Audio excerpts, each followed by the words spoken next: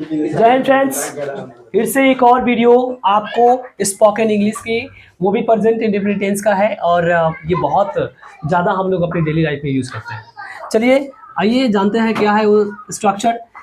जिस जब हिंदी वाक्य के अंत में नापसंद करता है या नापसंद करती है रहता है, यानी जो आपको पसंद है। नापसंद मतलब ये नहीं कि नहीं पसंद, मतलब जैसे मुझे खेलना पसंद है। नापसंद मतलब यहाँ पे ना, ये मतलब कि नहीं। ना का मतलब होता है जब अंत में नापसंद करता है, नापसंद करती हूँ, नापसंद करते हुए आता है, तो वो इस स्ट्रक्चर के माध्यम से बनाते हैं उसको। स्ट्रक्चर क्या है? Subject plus like, likes, to plus V1 plus other word. कैसे होगा? एग्जाम्पल क्या है? मैं खेलना पसंद करता हूँ, आई लाइक टू प्ले। मैं क्रिकेट खेलना पसंद करता हूँ, I like to play cricket. मैं खाना पसंद करता हूँ, आई लाइक टू ईट। मैं मछली खाना पसंद करता हूँ, I like to eat fish, है ना। मैं दौड़ना पसंद करता हूँ, आई लाइक टू रन। मैं एक्सरसाइज करना पसंद करता हूँ, I like to take exercise. मैं रोज व्यायाम करना पसंद करता हूँ, I like to take exercise every day. तो इस तरह से हम बहुत सारे सेंटेंस बना सकते हैं। जैसे वह गीत गाना पसंद करती है, she likes to sing a song. मैं पढ़ाना पसंद करता हूँ, आई लाइक टू टीच। इस प्रकार से ये स्ट्रक्चर है और ये बहुत ज़्यादातर हम लोग डेली लाइफ में बोलते हैं। तो इसको लिख लीजिए और एवरीडे यूज़ कीजिए। ये एक स्ट्रक्चर मैंने दिया है और इसके माध्यम से आप हज़ारों सेंटेंस बनाइए, हज़ारों स्पोकन का स्ट्रक्चर है।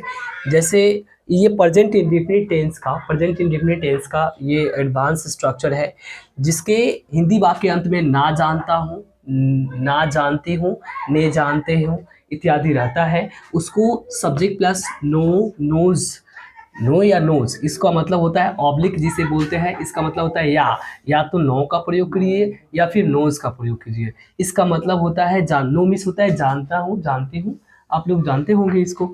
और सब्जेक्ट के अनुसार नो नोज का प्रयोग करेंगे। सब्जेक्ट अगर सिंगुलर तो वर्ब भी चाहिए सिंगुलर, और जब सब्जेक्ट प्लूरल तो वर्ब भी चाहिए plural, right.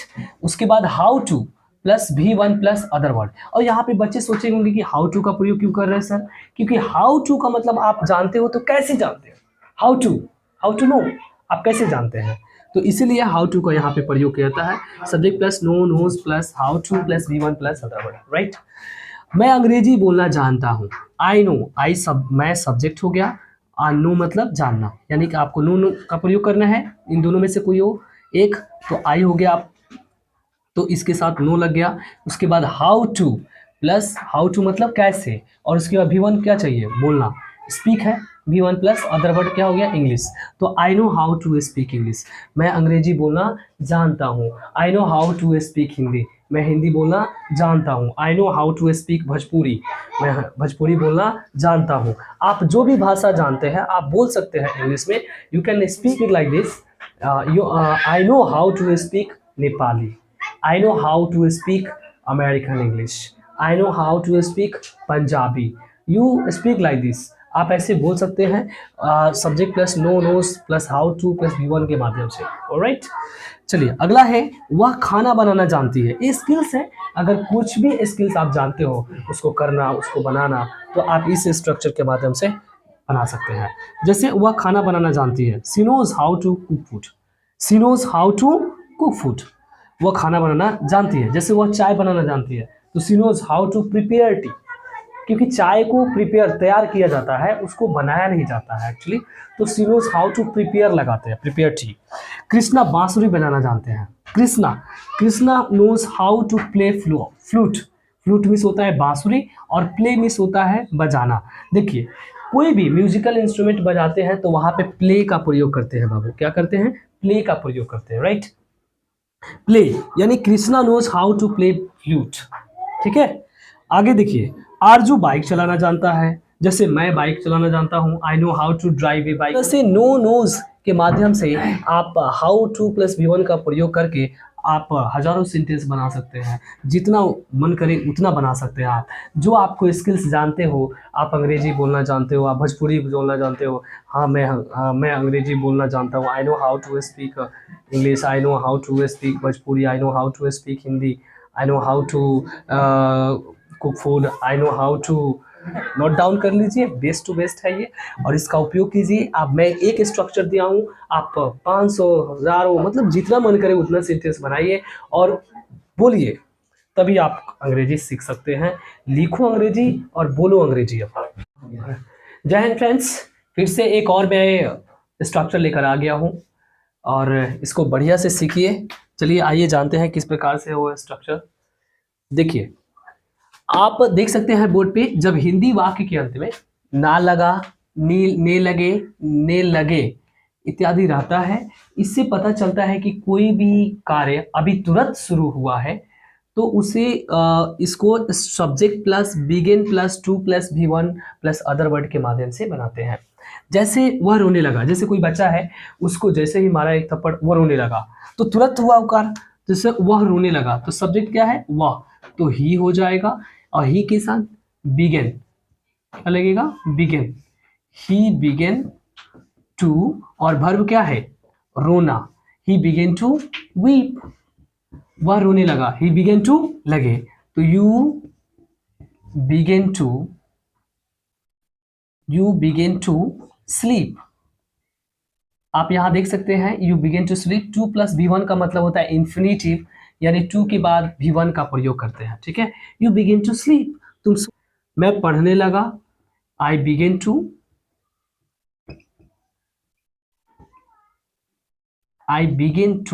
Read, I began to read. हम लोग हंसने लगे, कोई जोक सुनाया तो तुरंत वो हंसना शुरू हो गया, तो उसे कहेंगे हम लोग हंसने लगे, वी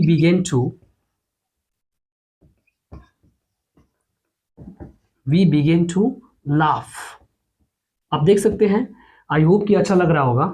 राधा गाने लगी, राधा, अब राधा सब्जेक्ट हो गया यहाँ पे, और गाना होता है सिंग मतलब गाना, और ये वर्ब हो गया ये, और ये लगी मतलब होता है शुरू होना, तो राधा गाने लगी, राधा बिगेन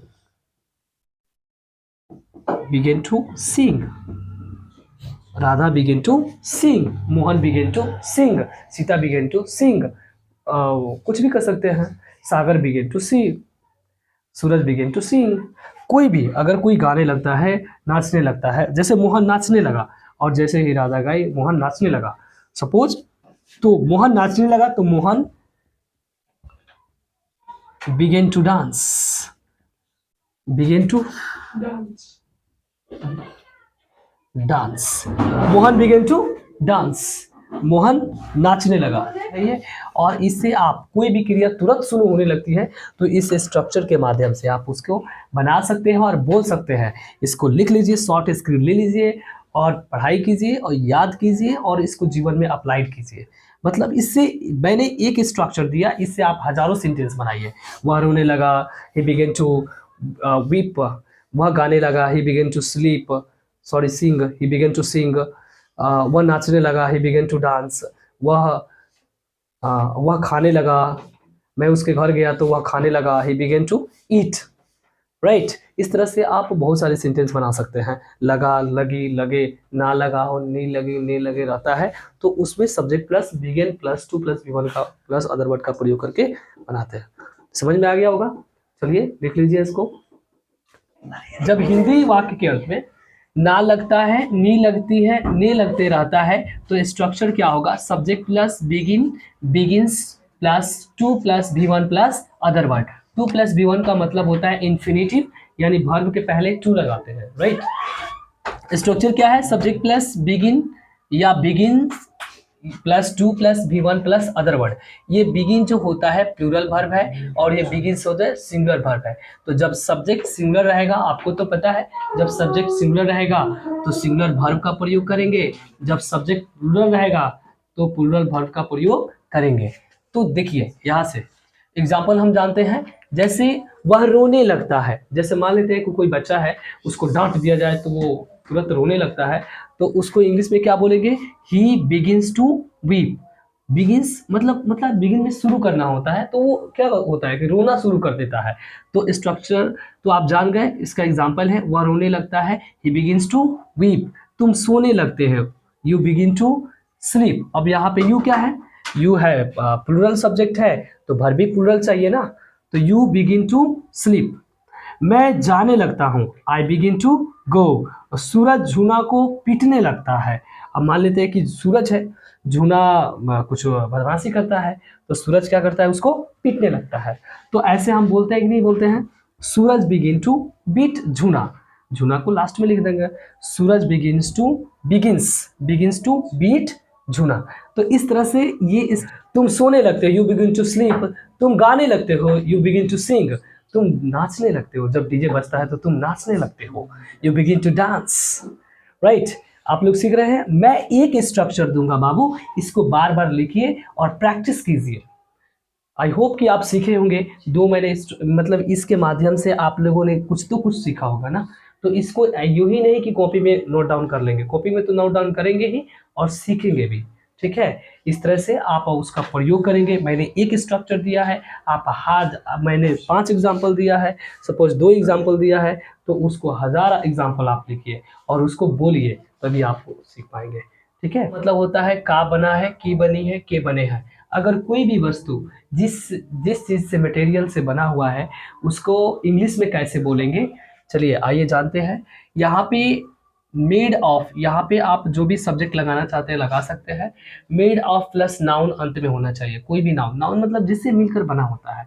जैसे कहते हैं यह घर ईंट की बनी है, तो दिस हाउस, यह घर का मतलब होता है दिस हाउस, दिस मिस यह होता है, हाउस मिस घर होता है, दिस हाउस। और उसके बाद हेल्पिंग वर्ब चाहिए, यानी यहाँ पे मेन वर्ब के रूप में, ये हेल्पिंग वर्ब के रूप में काम करेगा। दिस हाउस, जैसे यह घर ईंट की बनी है, तो this house is made of brick. Brick मतलब ईंट होता है, इसको अंत में लिखेंगे हम मेड ऑफ के बाद। तो ब्रिक क्या है, नाउन है, तो this house is made of brick, यह घर ईंट की बनी है, यह घर ईंट की बनी है, this house is made of brick. उसके बाद अगला जो सेंटेंस है, यह चैन सोने की बनी है। सपोज कोई चैन है, उसको कह रहे हैं कि यह सोने की बनी है, यह चैन सोने की बनी है, तो इसका जो ट्रांसलेशन होगा, this chain is made of gold. ये जो सोना है ना, इसको लास्ट में लिखेंगे हम लोग, यानी जो भी का की के पहले जो होगा ना, उसको अंत में लिखेंगे। और सोना क्या है, नाउन है, मटेरियल नाउन है। This chain is made of gold. अगला है, यह बोतल प्लास्टिक की बनी है। जैसे यह बोतल प्लास्टिक की बनी है, तो आप यहाँ पे लिख सकते हैं this bottle, BOTTLE bottle is made of क्या लिखेंगे, किससे मिलकर बनी है, प्लास्टिक से मिलकर बनी है ना, तो PLASTIC plastic. This bottle is made of plastic, यह बोतल प्लास्टिक से बनी है। सपोज ये बोतल है, प्लास्टिक की है, तो प्लास्टिक की बनी है, तो this bottle is made of plastic. समझ में आ रहा ना। तो कोई भी चीज, कोई भी वस्तु अगर जिस वस्तु से मिलकर बना हुआ है, आप उसको बोल सकते हैं, ठीक है। जैसे यह मार्कर भी प्लास्टिक से ही मिलकर बना है, तो this marker is made of plastic, right. चलिए look at the board everybody. यहाँ पे अगला जो है, टेबल लकड़ी की बनी है। जैसे कोई टेबल है, वहां पे टेबल है, बट हम दिखा नहीं सकते हैं, उधर है। यह टेबल लकड़ी की बनी है, तो this table is made of would. Would means होता है लकड़ी, क्या होता है, लकड़ी।